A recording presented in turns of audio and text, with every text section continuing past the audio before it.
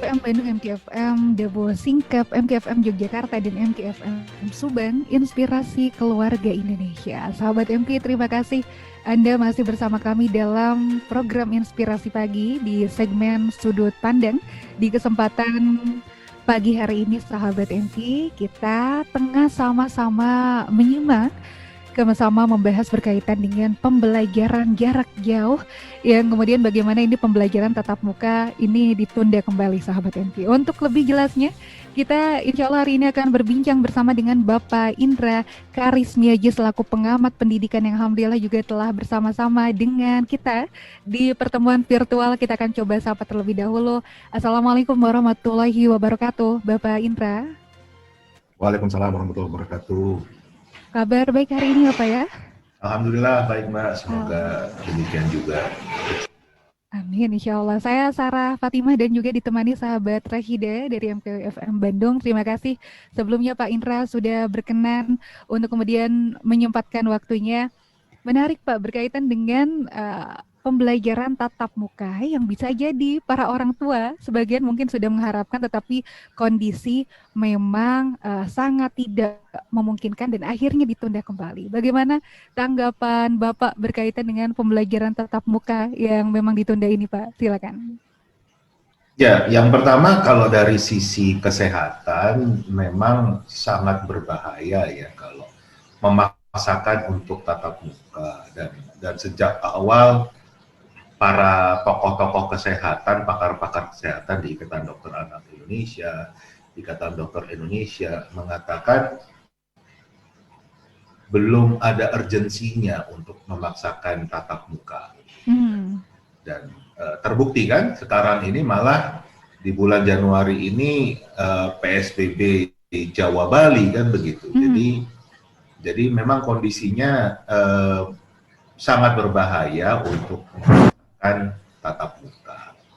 Itu yang pertama. Yang kedua adalah kita semua harus menyadari tahun 2021 ini sudah 21 tahun masuk era digital. Ya kan, 21 tahun di abad 21 kan begitu. Yang notabene memang semuanya serba digital. Kita sekarang mau kerja jadi driver ojek, mau kerja jadi tukang pijit, mau kerja jadi cleaning service, itu bukan saya artinya mendiskreditkan profesi mereka, tapi itu adalah contoh-contoh profesi yang tidak membutuhkan gelar kesarjanaan, nggak membutuhkan pendidikan tinggi, itu aja butuh gadget. Betul. Ya kan? Nah, sekarang bagaimana kalau kita mengatakan dunia pendidikan yang sedang menyiapkan anak menghadapi tantangan masa depan, kesulitan untuk menggunakan teknologi yang sudah dipakai sehari-hari di level profesi yang tidak membutuhkan pendidikan tinggi. Ya kan di situ ada istilahnya ada paradoks di sana kan gitu. Jadi mindsetnya harusnya masyarakat Indonesia termasuk pemerintah itu bukan kembali ke era masa lampau. Era saya dulu sekolah ya harus tatap muka karena ya nggak ada cara lain kan gitu. Betul. Nah, sedangkan era sekarang sudah era digital.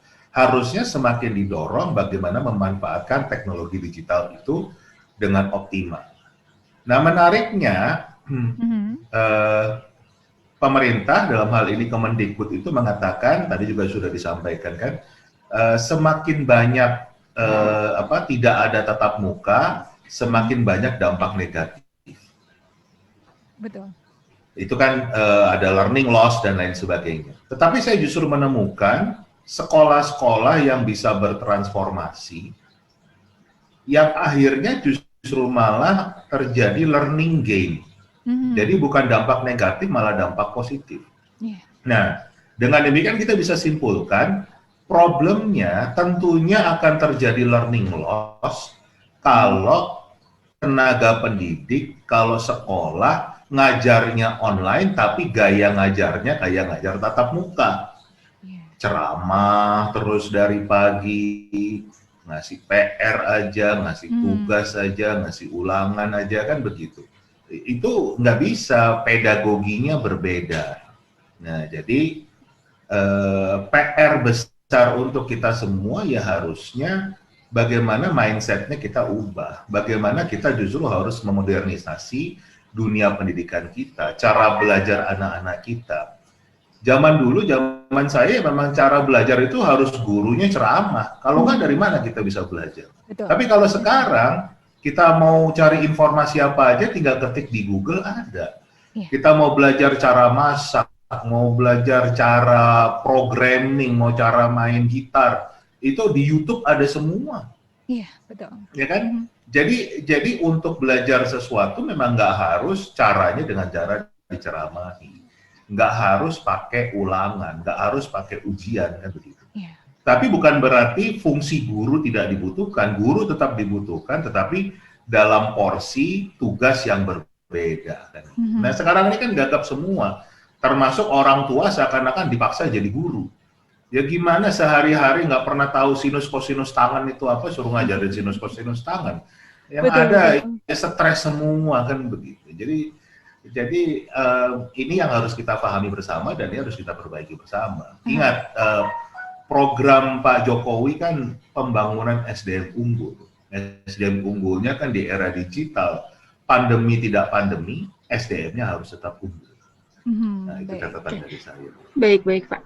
Kalau misalkan memang tadi kan kita sudah tahu ya Pak, kalau misalkan orang tua ini tidak memiliki kapasitas pendidikan yang sama dengan para guru di sekolah. Tapi setidaknya apa yang bisa dilakukan oleh orang tua di rumah untuk mengefektifkan PJJ ini Pak? Yang pertama adalah yang di paling penting sebetulnya dalam pembelajaran pendidikan secara umum, itu fungsi orang tua memang menjadikan rumah sebagai sentra pendidikan. Nah, selama ini kalau kita bicara apalagi kota-kota besar ya, Jakarta, Bandung, Surabaya, Semarang, Medan, Makassar, itu rumah itu tidak dijadikan sentra pendidikan. Mindsetnya orang tua itu terhadap pendidikan itu outsourcing. Urusan pendidikan serahkan kepada sekolah. Pulang sekolah disuruh belajar lagi ke bimbel, ke guru les, ya kan? Jadi akhirnya yang namanya rumah juga jadi tempat indekos aja nih kan? Ya kan? Betul, Pak, iya. Bukan sebagai sentra pendidikan, bukan sebagai tempat belajar. Nah ini yang bersama-sama harus kita ubah. Nah mulai ubahnya dari mana? Tentunya orang tua bisa memberi contoh. Satu hal kebiasaan orang Indonesia itu tidak suka membaca, sedangkan kalau negara lain itu hobi membaca. Nah ini bisa dilakukan di rumah kan gitu. Kenapa Finlandia tuh sekolahnya cuma 3 jam? Kenapa anak Finlandia nggak pernah dikasih PR? Karena kalau di rumah itu bukannya mereka main game, mereka baca. Kemudian setelah baca juga ada diskusi dengan orang tua saat makan malam bersama, saat lagi santai-santai, itu mereka mendiskusikan apa yang mereka baca, mendiskusikan current event, jadi kegiatan yang sedang terjadi, ada berita apa, jadi ada komunikasi, ada diskusi. Di situ kan akan belajar bagaimana caranya komunikasi, bagaimana berkolaborasi, bagaimana berpikir kritis. Nah, porsi-porsi itulah yang harusnya diberikan di rumah. Di sisi lain, yang bisa dipelajari bersama adalah bagaimana kita memfilter informasi yang sekarang terbuka lebar.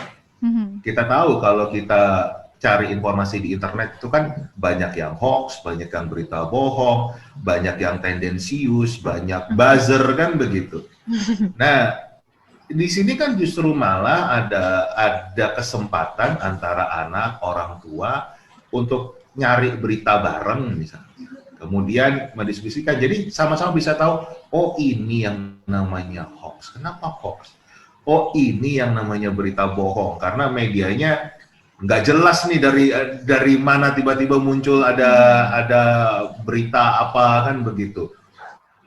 Mana lagi yang ternyata tendensius, mana lagi yang ternyata pesanan orang kan gitu, ada ini tertentu atau jualan misalnya. Nah di situ kan justru malah satu hal yang menarik saat kegiatan belajar ini dilakukan bersama antara orang tua dan anaknya. Banyak hal kok yang bisa dilakukan, termasuk yang lebih canggih lagi, saya sudah bicara dengan beberapa orang tua itu, saya berikan situs-situs untuk belajar coding, belajar programming komputer, bikin game, bikin aplikasi. Itu untuk anak dari anak PAUD ya, itu sudah bisa belajar itu kan.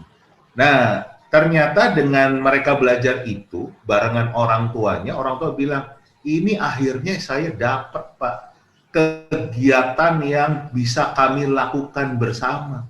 Saya belajar, anaknya juga belajar. Selama ini kami tuh nggak nyambung, si anak ngomong apa, nyari apa, sayanya bagaimana. Ini terima kasih kan. Jadi sebetulnya banyak cara yang bisa dilakukan, tetapi tidak dengan format era kita belajar dulu. Kalau era kita belajar dulu, orang tua memang menempati posisi sebagai orang yang lebih tahu.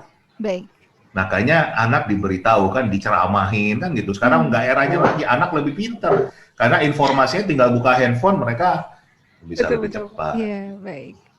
Baik Pak, dan terakhir barangkali Pak sejauh ini selepas ketika pandemi COVID-19 akhirnya mau tidak mau mulai diterapkanlah pembelajaran jarak jauh ini. Sejauh ini bagaimana evaluasi menurut Bapak terhadap PJJ yang sudah dilaksanakan umumnya di Indonesia, dan kira-kira strategi apa yang perlu dipersiapkan untuk kemudian mengatasi permasalahan yang memang kerap kali ditemui di PJJ ini Pak? Kalau jujur dengan sedih hati mengatakan sangat buruk kan. Jadi apa ya? Ya memang betul-betul terjadi learning loss di sini. Betul. Kenapa? Karena memang tidak ada upaya bahkan dari pemerintah untuk membenahinya. Kan terbukti kan dengan pemerintah mengeluarkan SKB 4 Menteri untuk tatap muka. Tetapi nggak ada upaya bagaimana memperbaiki mutu dari PJJ itu sendiri.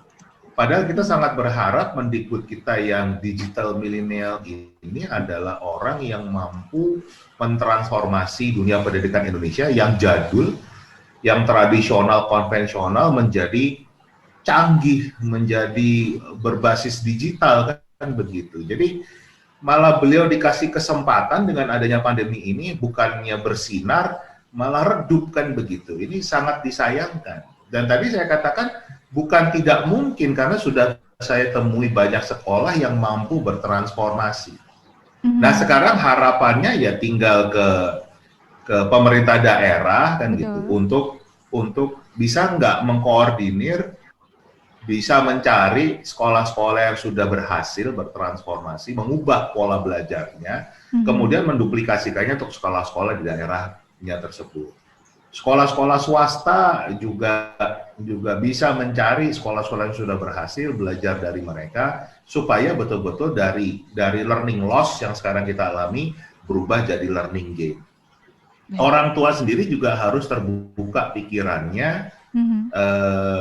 Kalau era sekarang sudah berubah, mau nggak mau cara belajar juga berubah, mau belajar kan gitu. Juga mendorong sekolah-sekolah anaknya tidak model. Jadi kalau sekarang kan malah aneh kan gitu. Kita sering melihat orang tua sibuk mengerjakan tugas atau PR anaknya. Nah, itu kan sudah melenceng dari tujuan pendidikan sendiri dan kenapa itu dilakukan oleh orang tua untuk mengejar nilai kan begitu. Betul. Era sekarang akhirnya orang tua stres sendiri ya Pak.